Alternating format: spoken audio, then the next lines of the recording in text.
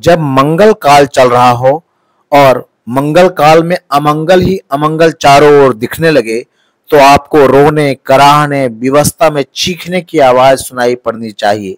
परंतु ऐसे वक्त में अगर ढोल नगाड़े बजें और ऐसे वक्त में यदि चीखने की जगह जनता ताली बजाने लगे, तो आप समझिए कि आपका दुर्दिन आ ही गया है। अपनी मातृभूमि की अराजकता वाली स्थिति में जो जनता ताली बजाती हो, फूल बरसाती हो, वह भला अपनी मातृभूमि को कैसे बचा सकती है। जिस दिन मंगल पांडे जमुई पधारे, मैंने उसी दिन जमुई सदर अस्पताल की स्वास्थ्य व्यवस्था का हाल जाना। आप भी देखिए। जब मैंने राजनीति में आने का निर्णय लिया, वो भी निर्णय मैंने इसलिए लिया था कि पत्रकारिता करते हुए, अन्य कार्य करते हुए, जब मैंने देखा कि बिहार की तरह जमुई भी दो परिवारों के बीच में बंधक बना हुआ है और कोई विकल्प सामने नहीं आ रहा है, कोई जनता सामने आकर इन दो परिवारों को चुनौती देने के लिए राजनीति में नहीं उतर रही है, तब मैंने राजनीति को अपनाया था। और मैंने राजनीति को अपना जमुई के बदलने के लिए, जमुई के इतिहास को, जमुई के स्थिति को, जमुई के लोगों के हालात को बदलने के लिए चुन लिया। कई कमेंट मुझे आए थे, लोगों ने पूछा आप तय कर लीजिए आप पत्रकारिता करेंगे या राजनीति। मैं आज इसका उत्तर दे देता हूं। दरअसल इन दिनों मैं राजनीति में ज़्यादा व्यस्त हूं और पत्रकारिता कम हो गई है, लेकिन जिस तरह पत्रकारिता अब पेड हो गई है, उसे करप्ट बना दिया गया है। इस पर कभी विस्तार से बात होगी। उस स्थिति में मैं इंतजार कर रहा था कि मैं जब राजनीति में व्यस्त हो गया, अब तो यूट्यूबर का भी जमाना है और बड़े मीडिया हाउस तो अभी जिंदा हैं, अभी उनकी सांस नहीं उखड़ी है, तो ये लोग मिलके जो सामाजिक समस्या है, जो जनता की समस्या है, उसको मेरे तरह से ही उठाते रहेंगे और सरकार के संज्ञान में लाते रहेंगे, प्रशासन के संज्ञान में लाते रहेंगे। परंतु जिस अस्पताल में कई मीडियाकर्मी हमेशा डेरा डाले रहते हैं, वो सिर्फ अस्पताल के पदाधिकारी, डॉक्टरों की तस्वीरें छापकर शिलान्यास और उद्घाटन के फूल और गुलदस्ता वाली तस्वीरें छापते हैं, वो समस्या से दूर होते जा रहे हैं। तो ऐसी परिस्थिति में मुझे जो भी धर्म अपनी मिट्टी के लिए निभाना होगा, कभी पत्रकार बनकर अथवा राजनीति करके, तो मैं उसे जरूर निभाऊंगा। और एक पत्रकार सरफरोश भी हो सकता है, शहीद भगत सिंह भी पत्रकार थे, और एक पत्रकार अच्छा राजनीतिज्ञ भी हो सकता है। हर जगह पर्पस तो एक ही है कि समाज के जो लाचार लोग हैं, उनकी समस्या को सुनकर उसे सामने लाना है और उस समस्या को सुलझाना है। मैं रुपेश सिंह एक बार फिर आप सबको प्रणाम और नमस्कार करता हूँ। जमुई अस्पताल की जांच परख के लिए जब मैं वहाँ पहुँचा, तो सोचा एक बार जब आ गया हूँ, इतनी बुरी स्थिति देखने को मिल रही है, तो भ्रमण कर ही लेता हूँ, क्योंकि मैं अब अस्पतालों में जाना कम कर चुका। मैं वहाँ से निकला अस्पताल से और फिर जब सामने पहुँचा तो वहाँ PICU पीकू वार्ड लिखा एक बड़ा सुंदर सा भवन दिखा, जिसमें चारों ओर दर्जनों AC लगे हुए थे। मैं देखकर आश्चर्यचकित हो गया। शीशा लगा सुंदर भवन, और उसके पास जाने के लिए मेरी इच्छा जगी, लालसा हुई, तो मैं उसकी तरफ बढ़ा। मैं जहाँ से, जिस कॉर्नर से भी उस भवन के गेट तक जाने के लिए बढ़ता, वो रास्ता वहीं बंद हो जाता था। कहीं घास उगे थे, कहीं रास्ते में गंदगी पसरी थी, और कहीं इतना सकरा रास्ता कि आप सीधे सीधे चलकर भी वहाँ नहीं पहुँच सकते। मैंने 3-4 चक्कर लगाया, कभी इधर से कभी उधर से, हर बार घूमकर जहाँ से चला था वहीं पहुँच जाता था। अंततः मैंने कैमरे के जूम इन और जूम आउट का प्रयोग करते हुए उस भवन की तस्वीरें खींची। PICU 42-45 बेड का वो अस्पताल देख करके अस्पताल परिसर में मैं चौंका, क्योंकि जमुई के लोग और मैं भी जमुई वासी होने के बावजूद यह नहीं जानता था कि अस्पताल परिसर में एक और अस्पताल बना पड़ा है जिस पर PICU पीकू लिखा है। मैंने तुरंत गूगल के माध्यम से उसे सर्च किया, तो पता चला कि यह बच्चों का ICU है जिसे पीकू कहते हैं। मैं इसके चारों ओर घूमने लगा। इसके दरवाजे वैसे बंद पड़े थे। सालों पहले बना यह भवन अब चारों तरफ घास, झाड़ी और पेड़ पौधों से ढकने लगा है, और इसे ऐसा बनाया भी गया है कि आप चाहें तो सीधे इसके पास तक नहीं पहुंच सकते हैं और इसके अंदर की दुर्दशा को नहीं दिखा सकते, क्योंकि ऊपरी जो भवन है, जो मुख्य भवन है, उसके पीछे के भवन के पीछे के भवन के वो पीछे बना है, और वो किनारे पड़ा है, लेकिन सबसे सुंदर खड़ा है। मैंने डिप्टी सुपरिटेंडेंट को फिर फ़ोन लगाया और उनसे पूछा, क्योंकि सिविल सर्जन इन चीज़ों से अनभिज्ञ थे, लेकिन उन्होंने इतना तो ज़रूर बताया कि आप जिस पीकू अस्पताल की बात कर रहे हैं उसे हैंड ओवर नहीं किया। ये हैंड ओवर पत्रकारिता करते करते मैं समझ गया, वरना तो हैंड ओवर भी नहीं समझ पाता। जनता तो हैंड ओवर पता नहीं समझती, नहीं समझती, मैं नहीं जानता। जो ठेकेदारी करते हैं वो हैंड ओवर अच्छी तरीके से समझते हैं, और जो में ठेकेदारी का चलन तो खूब ज़्यादा है। इस भवन को अब जो भी भवन है, चाहे वो इंजीनियरिंग का भवन हो, चाहे वो मेडिकल कॉलेज का भवन हो, तकनीकी जो भी भवन है, उसको बनाने के लिए अलग अलग भू आधारभूत संरचना का मेडिकल विभाग, इंजीनियरिंग विभाग बना दिया गया है। ये सिर्फ बहानेबाजी है, पैसे की लूट की, पैसे को भवन के नाम पर आम जनता को दिखा करके सामने से लूट लेने की। मुझे सिविल सर्जन साहब ने और डिप्टी सुपरिटेंडेंट डॉक्टर नौसाद जी ने भी बताया कि ये पीकू बच्चों के आईसीयू का अस्पताल है। आप समझ सकते हैं कि एक तो होता है नवजात बच्चों के लिए, उसे नीकू कहते हैं, न्यू बॉर्न बेबी के लिए, और दूसरा है कि जो बच्चे थोड़े बड़े हो गए, 1-2 साल वाले बच्चे, अगर बच्चा बीमार हो उसके लिए आईसीयू होना चाहिए, तो बच्चों का भी आईसीयू यहाँ बना है। मैंने आपको बड़े लोगों के आईसीयू की कहानी सुना दी, जिसे नीतीश कुमार, मंगल पांडे, जेपी नड्डा ने उद्घाटन कर दिया है, लेकिन 1 साल से उसे चालू नहीं किया जा सका। तो मैंने फिर बच्चों के इस आईसीयू को ढूंढा, कहीं कोई दिखा नहीं। फिर मैंने डिप्टी सुपरिटेंडेंट से पूछा, और उन्होंने कहा इसे बनाने के बाद जो एक यूनिट बनी हुई है, जो सरकारी एक तंत्र बना हुआ है निर्माण का, उसने अब तक हैंडओवर नहीं किया, इसलिए मैं कुछ नहीं कर सकता। तो अब बताइए आप कि लाखों करोड़ों का कोई भवन बना हो, उसमें निश्चित रूप से इक्विपमेंट भी लग गया होगा, क्योंकि चारों तरफ ताला लगा था, शीशा चढ़ा था, मुझे दिख नहीं रहा था, लेकिन झाड़ियाँ ये बता रही थी कि कई साल से खड़ा पड़ा है, तो इसके अंदर सारी व्यवस्था की गई होगी, उसके नाम पर लूट मचा होगा। भवन निर्माण के नाम पर जो कमीशन खोरी होती है, आपको हमसे बेहतर कमीशन का रेट पता है, तो आप बताइए भवन निर्माण के नाम पर भी कमीशन खोरी हो गई होगी। तो चलो भाई, ये तो लोगों ने स्वीकार कर लिया है कि अगर ठेकेदारी होगी तो 50% कमीशन खोरी में चला जाएगा। उस 50% में भी 50% हो जाता है, तभी इतने पुल गिर रहे हैं। तो चलो, जो कमीशन खोरी होनी थी वो भवन के नाम पर हो गई, सामान, औजार और यंत्र खरीदने के नाम पर हो गई, सब तो आपने कर लिया। अब तो कम से कम से अस्पताल को बच्चों के लिए सौंप देते। फिर हैंडओवर करने में प्रॉब्लम कहाँ आ गया, ये बताने के लिए कोई नहीं बैठा। अब निर्णय फिर आपको करना है। जिस सरकार ने इस भवन को बनाया, लाखों करोड़ों खर्च कर दिए, उसे हैंडओवर करने की एक सिग्नेचर वाली चिट्ठी बनाने में उनके पसीने छूट रहे हैं। आखिर इसके पीछे राज क्या है? क्या यही मंगल पांडे का अमंगल राज है बिहार में? क्या मंगल पांडे के राज्य में सिर्फ अमंगल ही अमंगल स्वास्थ्य व्यवस्था में दिख रहा है? मैं नहीं कह रहा हूँ, ये तस्वीरें कह रही है। ये भ्रमण करने के बाद स्थिति बता रही है, बयां कर रही है, जिसे अस्पताल के पास लगातार बैठने वाले बड़े मीडिया हाउस के पत्रकार, छोटे यूट्यूबर भी अब दिखाने को तैयार नहीं है, क्योंकि उन्हें भी अब पता है कि कौन सी खबरें दिखानी है और कौन सी खबर दिखाने में उनका फायदा है।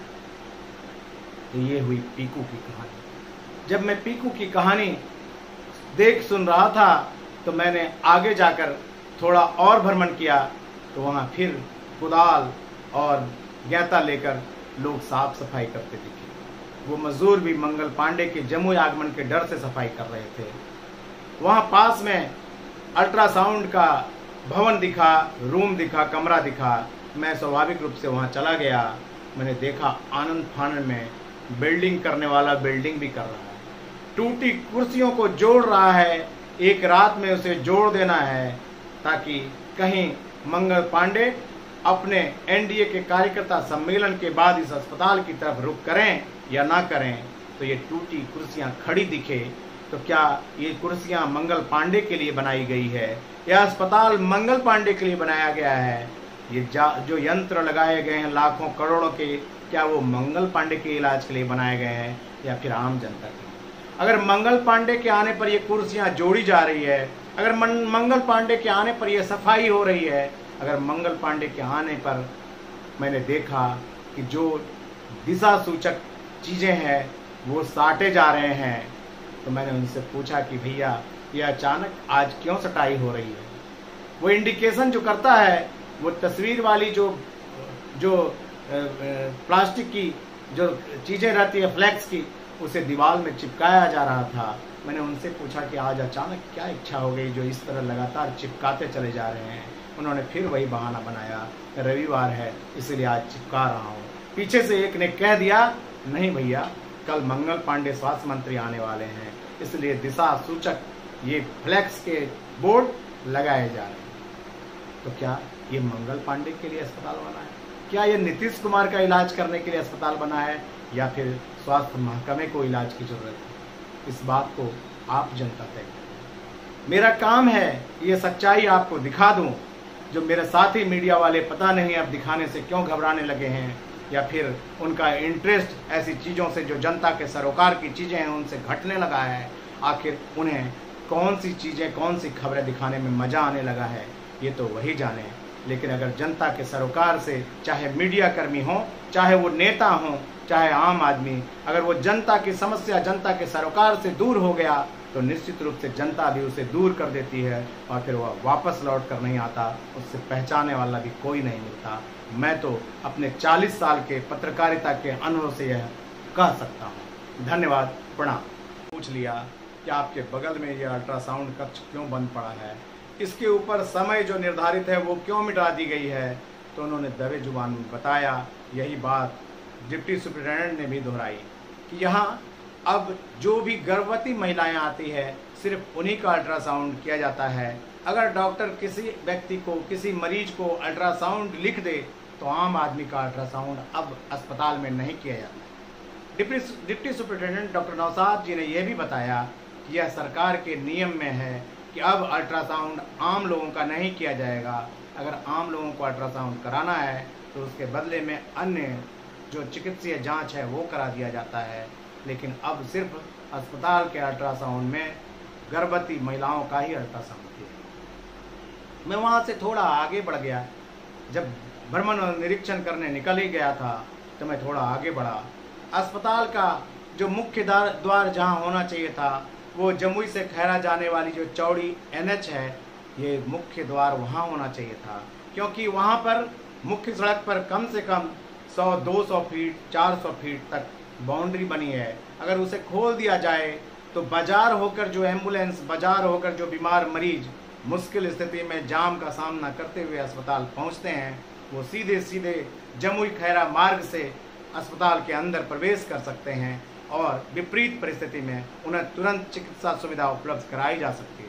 परंतु यहाँ पर घेराबंदी करके यहाँ कूड़ों का अंबार कर दिया गया था। मैंने पास के छत पर चढ़कर ये तस्वीरें आपके लिए खींची हैं और आपको दिखाता हूँ।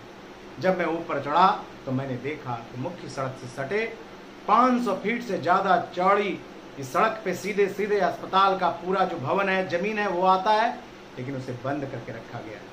बताया जाता है कि उसके बंद करने के पीछे भी ये राज है कि आसपास कुकुरमुत्ते की तरह खुल आए डॉक्टरों के क्लिनिक, चाहे वो दलालों के क्लिनिक हों, चाहे डॉक्टरों के क्लिनिक, उनको प्रश्रय देने के लिए इस तरफ के द्वार को बंद कर दिया गया है और ऐसा करके रखा गया। जब उस बाउंड्री के अंदर मैंने ऊपर से झांका तो मैंने देखा यहाँ भी कोई लाखों करोड़ों के सुंदर भवन, 2 तल्ला भवन बने हैं, जो डुप्लेक्स टाइप से भवन था, और उसके चारों तरफ बड़ी बड़ी झाड़ियाँ, जैसे 5-6 साल से वहाँ कोई आया ना हो। मैंने उस घर के आसपास रहने वाले लोगों से पूछा कि यह भवन ऐसे परित्यक्त, एवेंडेंड भूतहा क्यों पड़ा है, तो उन्होंने बताया कि इसके पहले वाले सिविल सर्जन कभी कभी यहाँ आकर साफ सफाई भी कर लेते थे, परंतु ये क्या बना है मुझे नहीं पता और इसमें अब कोई नहीं आता।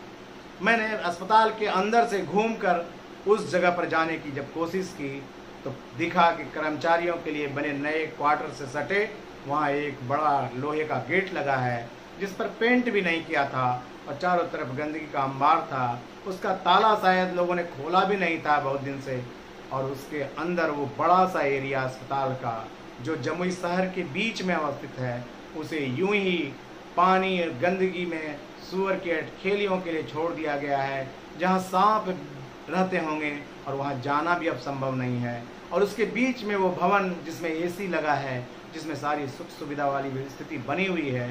तो आप बताइए कि भवनों का जाल बनाकर क्या जनता को स्वास्थ्य सेवा दिया जा सकता है? अगर भवनों का जाल बनाया जा रहा है तो निश्चित रूप से ये पैसे की लूट की बात है। ये जनता को बेहतर स्वास्थ्य सेवा देने की बात नहीं हो सकती। स्वास्थ्य सेवा के लिए वहाँ स्वास्थ्यकर्मी और चिकित्सक की आवश्यकता होती है। अगर औजार है और यंत्र भी हैं और भवन भी है, लेकिन अगर इलाज करने वाले कर्मी ही ना हो, डॉक्टर ही ना हो, तो स्वास्थ्य सेवा कहाँ से दी जा सकती है? फिर भवन पर भवन बनाने में पैसे खर्च करने की जगह अगर स्वास्थ्य सेवा को बेहतर बनाने के लिए बेहतर स्वास्थ्य कर्मियों की बहाली की जाती, अगर उन्हें इन अस्पतालों में लाया जाता, तो इस तरह करोड़ के भवन बनकर शिलान्यास और उद्घाटन के बाद स्वतः बिना काम किए टूट जा रहे हैं, तो निश्चित रूप से कोई तो है जो बिहार को और बिहार की स्वास्थ्य सेवा को मंगल नहीं होने दे रहा है और अमंगल ही अमंगल में डालकर छोड़ दे रहा है।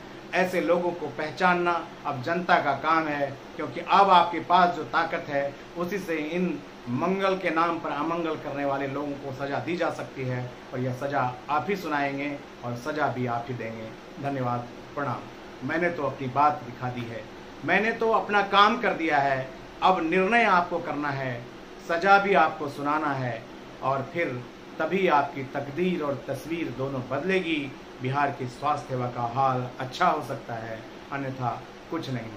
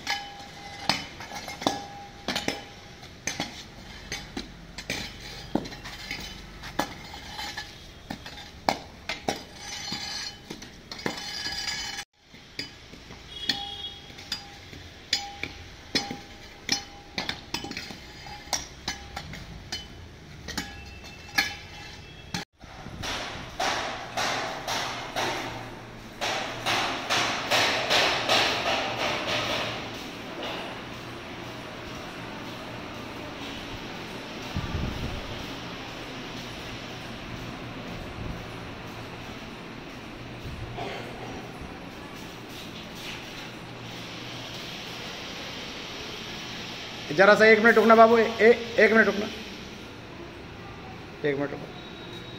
ये अल्ट्रासाउंड यहाँ पर चालू है? अल्ट्रासाउंड वाला काम नहीं होता है मशीन का? अच्छा, पता नहीं।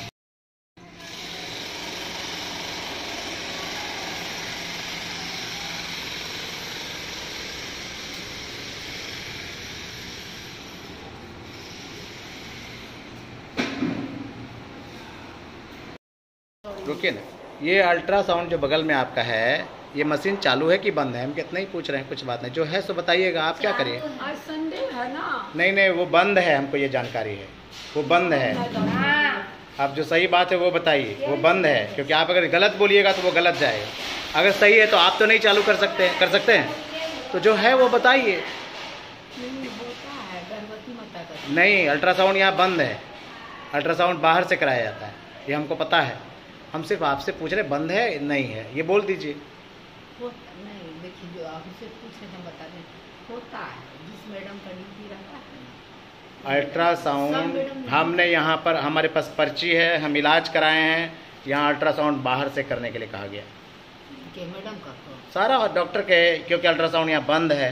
हाँ, यहाँ डॉक्टर उपलब्ध नहीं है, सबको अल्ट्रासाउंड अथी नहीं है, सब नहीं कर पाती हैं अल्ट्रासाउंड यहाँ।